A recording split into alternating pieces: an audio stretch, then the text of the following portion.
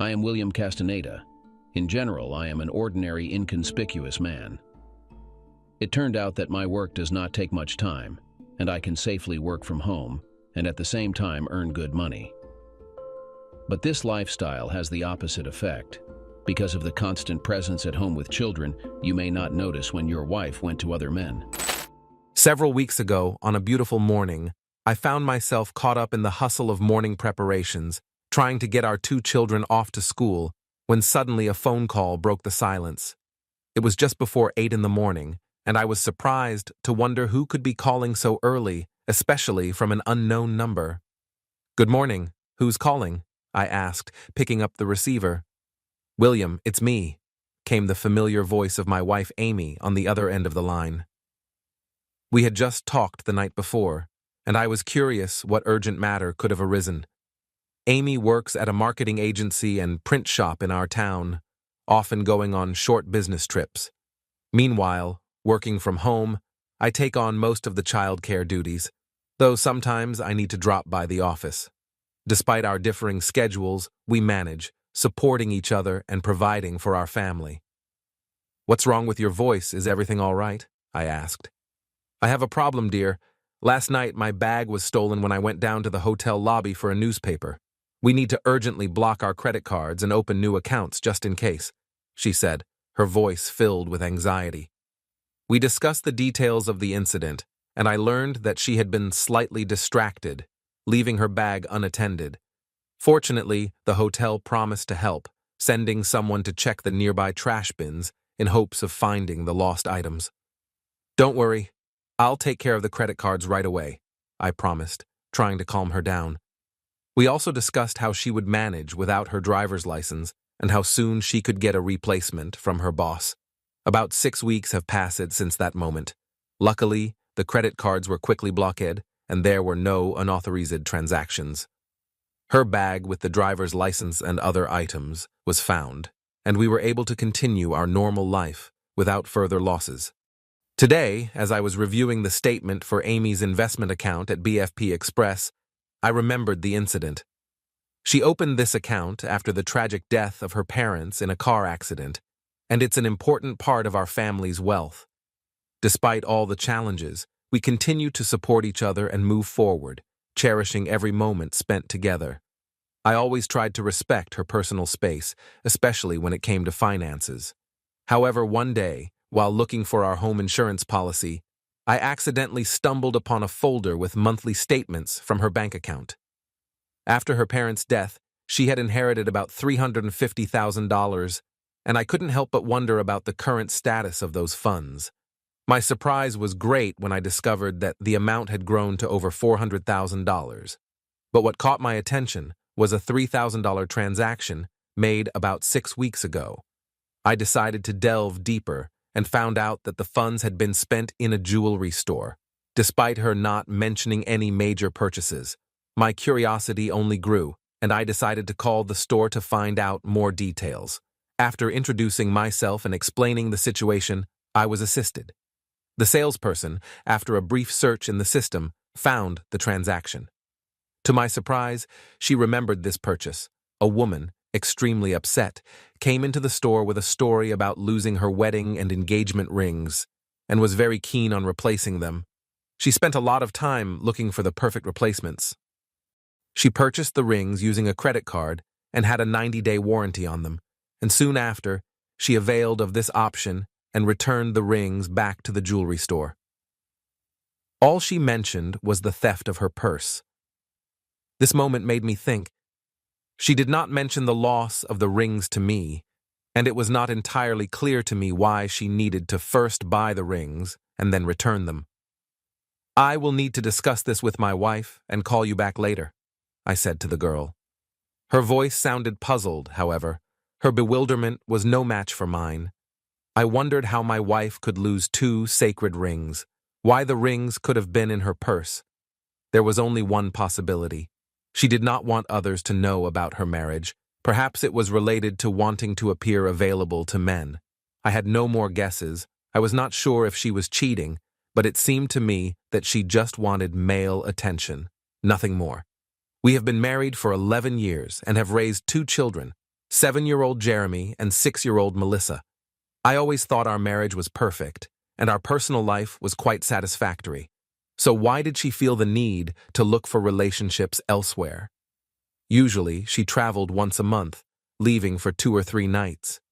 If she wanted to take a risk and spend a hot night with some man, it wouldn't have been difficult for her, and she definitely wouldn't worry about me suspecting anything. Apparently, losing the rings really scared her, and she decided to replace them with ones that looked very similar. Since the rings I had bought earlier were not expensive, replacing them with similar ones would not be difficult. She could have contacted our insurance company, but then I would have found out about what happened. I was interested in what she had told about the incident at the hotel. I found the hotel's number and decided to call. When I contacted the hotel's security service, I asked them to share the video surveillance footage of how the loss of the bag and the theft of my wife's wallet occurred. They confirmed the existence of a written report on the incident, and I requested they send me a copy by email. A few minutes later, I was studying the document, signed by Amy. In it, she described how her bag was stolen while she was dancing. Having left her bag in the booth where she was sitting, she discovered it was missing when she returned to her seat. Interestingly, Amy asked not to involve the police in this matter. My anxiety grew, realizing that Amy hadn't told me the whole truth. She omitted the loss of the rings that evening, and a month later, she told me she lost them during our walk, when in fact she simply returned them to the store under warranty. What a bitch. I couldn't find any other explanation than to think of the worst scenarios. It was clear that the rings disappeared along with the bag while she was dancing with an unknown man. Learning that she was about to travel again soon, I decided to find out more about her itinerary. I needed to figure out what she does in her free time and whether she spends it with unfamiliar men. But my surveillance plan might fail, as Amy could have been scared after losing the rings and might no longer meet with men. I understood that discovering the truth about her infidelity could end our marriage. Thinking about the children, I didn't want to come to that conclusion. Despite her being a wonderful mother, I couldn't let her take them with her if we were to separate. My mind was working overtime, trying to uncover any clues that she had been unfaithful to me, and apparently not just for a month. What else could hint at her actions during her travels? Making light of the situation, I wondered whether she made her partners use condoms, sure that she wouldn't risk getting pregnant or bringing something home. After the birth of our second child, I underwent a vasectomy, eliminating the possibility of another pregnancy. My wife, apparently distrusting men in matters of contraception, always kept a stash of condoms with her. It seemed she didn't store them at home or in the car, preferring to keep them in her office. I remembered that during business trips, she always took her laptop and documents in a large briefcase, which usually stayed in her office. If she had to fly out early in the morning, she would take the bag home the previous evening. I realized that this was my opportunity to check her briefcase before departure, hoping for an early morning flight for her next business trip. If my theory was correct, and I found condoms in her bag, it would mean she was definitely cheating on me. I decided not to show my suspicions so as not to alert her. There was no point in worrying, as I was too busy taking care of the children after school. However, the thought of a possible affair haunted me. When Amy returned from work, I accidentally dropped a dish of beans, breaking it. As I cleaned up the mess and tried to calm the children, I looked exhausted, but Amy seemed not to notice anything suspicious. I greeted her with a kiss on the cheek, as usual, and we sat down to dinner. During the conversation about our day, I asked about her upcoming trip, trying to sound as casual as possible. "Sweetheart, tell me, are you going anywhere else for work this month?" I asked, trying to hide my anxiety. "Yes, another business trip," she sighed. "Can't say I'm looking forward to it. If you don't like it, maybe you should think about changing jobs. You've been with the company for a long time. You know it well enough. It's time to grow and move on. You would fit in anywhere," I suggested, hoping to distract her from the topic of business trips. I've thought about it, she admitted, but I want to endure a little longer before moving to an office job anyway. They pay well, and for our family, it's not hard for me. This conversation only strengthened my resolution to check her briefcase when the opportunity arose. I decided to gently manipulate her and evoke a sense of guilt. Amy, to be honest, even though you're gone for only a short while, each day without you feels incredibly long. I miss you so much. When you leave. I confessed that I missed her and asked where she was going this time and if we could spend some time together in the morning before her departure. She seemed to take my words calmly, despite my internal struggle and turmoil of emotions. I tried to hide my agitation, trying to act as usual, though eating was difficult for me. To her it seemed all that I said and confessed didn't matter, and that angered me. I was hoping to better understand her, especially since her upcoming trip on the 7:30 a.m. flight and her joking, winking response to my words left room for speculation. She promised to return home in a good mood and to park the car in the garage as usual, hinting that everything was going according to plan. However, her calm attitude about the trip in front of our children and me raised questions about her true intentions. The evening before her departure, she came home apparently in high spirits, which raised further questions for me. She didn't bring her briefcase inside, leaving it in the car, which I found odd. At dinner, she asked me to fetch her suitcase from the garage after eating, confirming that everything was set for a typical business trip. She assured me that she had everything she needed and that I shouldn't worry about her absence. We discussed plans for the time she would be away, agreeing that the kids and I would stick to our usual schedule, but also decided to do something special as a family over the weekend after her return. This conversation added to our mutual anticipation of seeing each other again.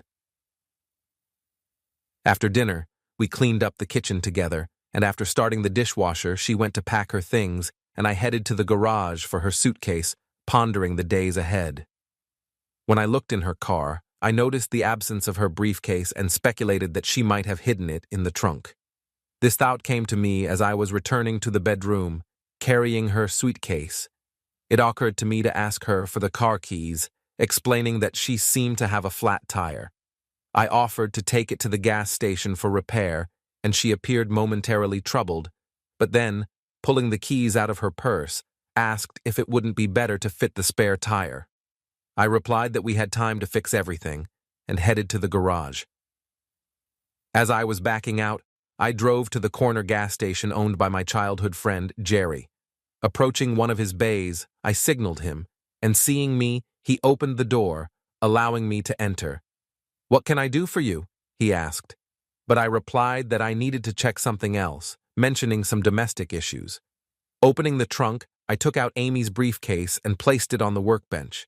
Using the key from her keychain, I carefully opened it. "I have a client, so entertain yourself," Jerry told me, going back to his shop. I began to carefully inspect the suitcase, trying not to touch its contents unnecessarily. Feeling the pockets on the lid, my fingers found a packet, which I pulled out. My heart sank when I saw an open packet of condoms, missing 3. My worst suspicions were confirmed. I returned the package to the place I had taken it from and carefully locked the suitcase and put it back in the trunk. Closing it, I turned to Jerry, who had just arrived. "How are you doing? Did you find what you need?" he asked. "Unfortunately, yes. Can you give me some time to recover? Can I sit here?" I asked. He nodded at me and I added, "Don't you want to check the tire pressure? That way I can tell her that the problem is solved." "Okay, I'll do it," he replied, although his gaze was full of bewilderment. He was silent, but after checking the tires, he decided to talk to me for a while, and our short dialogue brought me to my senses. Leaving him, I headed home. My heart was heavy, and my thoughts were spinning about the betrayal that Amy had inflicted on me, our children, and our marriage. I felt a mixture of anger and disappointment. After returning home, I began to make plans on how to obtain definitive proof of her infidelity in order to secure custody of the children. Despite everything, she was a good mother, and I understood that children need a mother. I would have allowed meetings, but my goal was to get full custody. I wanted her to regret having sex with strangers for the rest of her life, while her children and husband dutifully waited for her return. When I entered the house, I called out to her that everything was ready, referring to a minor malfunction that I had fixed. She thanked me, but I still couldn't look her in the eye, so I went to the kitchen, got a beer, and settled in the living room with the kids who were watching TV. After a while, Amy joined us, sitting next to us on the couch. I managed to cool down, but the sadness that our once happy family would soon break up still gnawed at me. Amy snuggled up to me, whispering in my ear about her readiness for intimacy. I took a sip of beer before replying that I might be ready, although I felt discomfort in my stomach. "Oh, that's terrible, honey," she said, snuggling even closer. I automatically put my arm around her shoulders, and despite everything, I felt affection for her. While we were sitting on the couch watching TV, questions were spinning in my head. Why is Amy putting our marriage at risk? For what? For a fleeting pleasure? Or is she getting a dose of adrenaline? It was not clear to me. Time passed quickly. We put the children to bed. I saw Amy gently kissed our sons on the forehead and wished them good night. We looked like a full-fledged happy family, only with a large tumor that would have to be eliminated. I went to bed, and Amy went to the shower. After about 15 minutes, she came out. "Darling, I see you feel bad. Can I give you a medical examination?" she said. Amy came out of the shower in a nurse's costume. She looked defiant and very hot, but I rejected her because I had a serious stomachache. Instead of having sex, I hugged her and wanted to have a heart-to-heart conversation. "Do you really need this trip? Can it be canceled?" I asked. "I'm sorry, but unfortunately I have to go. I simply cannot postpone it any longer," she said, although I knew she could cancel the trip at any moment, as she had done a couple of times before, mostly without a valid reason. When Amy fell asleep, I decided to check her suitcase, which I had brought from the garage. It contained neatly folded clothes, her business attire, but beneath them, there was something more intriguing. For some reason, Amy had packed several sets of expensive and intimate lingerie and a very short, tight dress for her business trip. I couldn't even remember the last time I saw her in it. I put everything back in place, closed the suitcase, and went to bed. That night, I slept poorly, and when I heard Amy getting up at 5 in the morning, I just stayed in bed. Instead of the usual goodbye, I realized that I felt exhausted and depressed. "Are you okay, dear?" she asked, gently kissing me on the cheek before leaving. After the sound of the garage door closing faded, I finally got up and headed for the shower. After dropping the kids off at school and having breakfast, my day was filled with tension. I pulled out the phone book and started looking for private detective services with branches across the country. After making a few calls, I found a suitable one with an office in the city Amy was heading to. I scheduled a meeting for that morning and then found a divorce lawyer recommended by a friend and arranged a meeting for the afternoon. At the private detective's office, I arranged for them to follow Amy in the evenings. I provided them with her photo and information about her hotel to facilitate identification and surveillance. They promised to send a report and photos of her activities to my email by Monday morning. Warning that they might not catch them in a compromising situation, they promised to provide as much evidence of infidelity as possible. The meeting with the lawyer was successful. He assured me that, although fault does not play a role in divorce proceedings, given my role as the primary caregiver for the children, I was likely to be granted their custody. However, Amy would have extensive visitation rights. We agreed on dividing the property equally, without alimony payments, considering our equal incomes. Amy would have to provide financial support for the children based on the inheritance she received, but anything related to this inheritance she could keep for herself. My top priority was always our children. I approached him with a request to prepare all the necessary documents by Monday, considering our irreconcilable differences. I specifically emphasized that Amy must immediately leave our home upon receiving the appropriate notification. My lawyer confirmed that as the guardian of the children, I have the right to demand the sale of the house upon their reaching adulthood, with the subsequent division of the proceeds.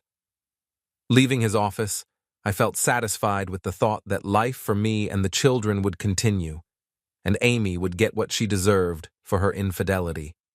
Deciding not to touch our financial insurance, I realized that after handing over her inheritance, she should not worry about her share in our savings.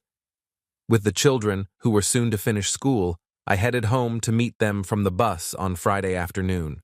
A couple of days later, my wife returned from a business trip, and the first thing she did was to wash her clothes. I offered Amy help with the laundry and received thanks and smiled to myself, thinking about her intention to do it herself to hide the smell of someone else's perfume, revealing her extramarital affairs. It seemed she sensed my reserved attitude, asking about my stomach problems. I cunningly replied that I was going to try a new remedy recommended by a friend, hoping for a quick improvement. Her desire to see me fully operational again was evident when she pressed against me before sleep. The next morning, after the children went to school and Amy to work, I received a call from the private detective's office with news that the report was ready. I promised to come immediately, and half an hour later was discussing with the manager the details of the report received in the morning, including several photographs. He confessed to me that he had not had time to read everything, but a brief review of the materials and photographs made a strong impression on him. I took a copy of the report and immersed myself in reading. Amy, I began my notes on the observation of the subject at 17:15 on Wednesday in the lobby of the Ree Hotel. Thanks to a photo sent from the office in Merrickville and a badge with the company logo, we were able to establish her identity. She was holding a briefcase when she approached the elevators. My colleague accompanied her on the elevator and confirmed that Amy entered her room 417 at 17:23. She was alone. In the provided photograph, taken before she entered the room, Amy was dressed in a business style. I noted that rings sparkled on her fingers. The photograph was taken with a mobile phone by an assistant who stayed in the adjacent room, 425. Amy warned me when she left the room at 1832, going up to the lobby in the elevator. In the photograph, Amy appeared in an elegant black cocktail dress, on heels, with a necklace that I had given her for our 10th anniversary, and she looked stunning, although the photo already showed that she was not wearing her wedding ring. The subject headed to the dining room, where she dined with a glass of wine at 1913. Then she moved to the lounge, where she took a seat at the bar and ordered wine at 1917. A stranger approached her, and after a short conversation, Amy followed him to a secluded table near the dance floor.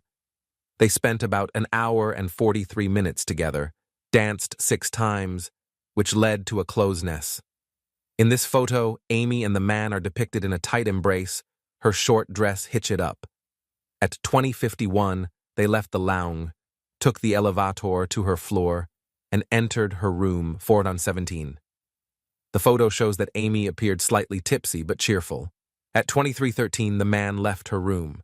Further investigation revealed that the car the man left in was registered to a man who is married and has 2 children.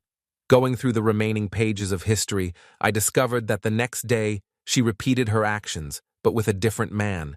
This was recorded by the investigator. My discovery of my wife's unworthy behavior, leaving our home, was unbearable for me. Even the disappearance of the rings, which I thought should have scared her, did not stop her. After paying the remaining part of the bill, I thanked the detective and left, taking a couple of extra copies of the report on CDs with me.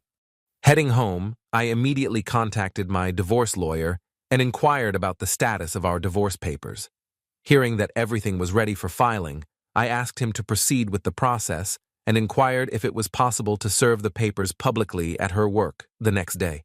The lawyer assured me that it would be no trouble, and I provided him with the address of her workplace.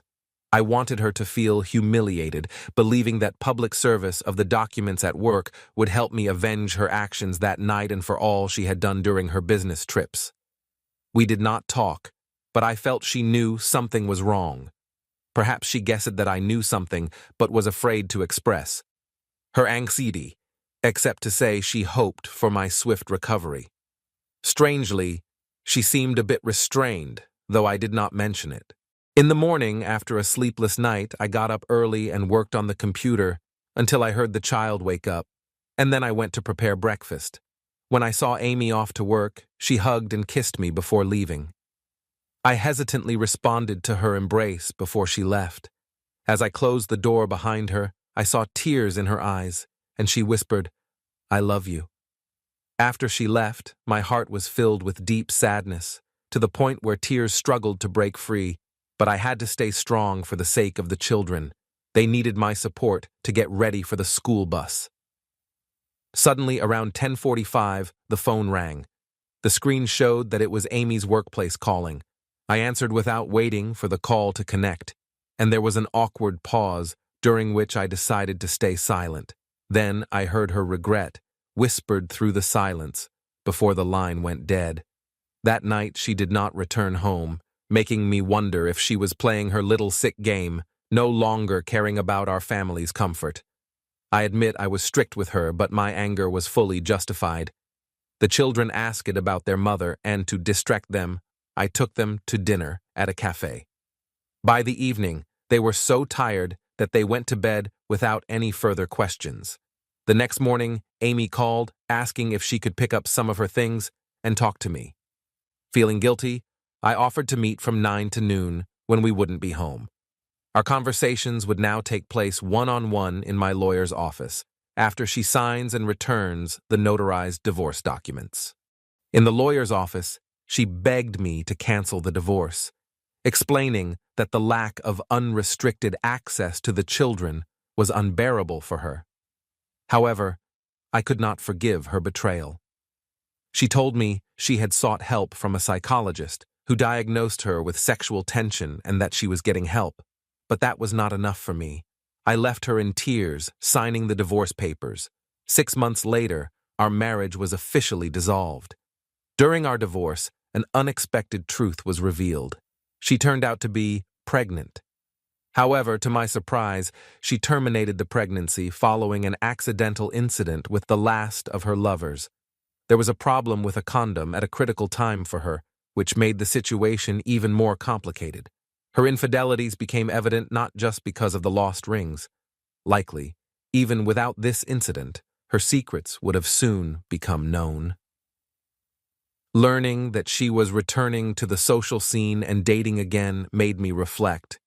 If she decides to remarry, I felt it was my duty to warn her future husband about her past to avoid repeating our mistakes. Meanwhile, I have not lost hope of finding genuine love. Meeting a woman who truly appealed to me, I discovered in her not only a peer in age, but also someone with similar life challenges. She told me about her divorce after catching her husband cheating and decided not to tolerate the betrayal. This shared experience brought us closer. Her openness and the way she interacts with children add points in her favor in my eyes.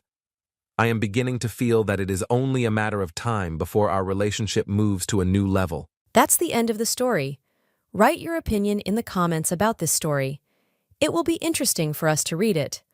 Also, do not forget to like and subscribe to our channel so as not to miss new, equally interesting and exciting stories. Good luck!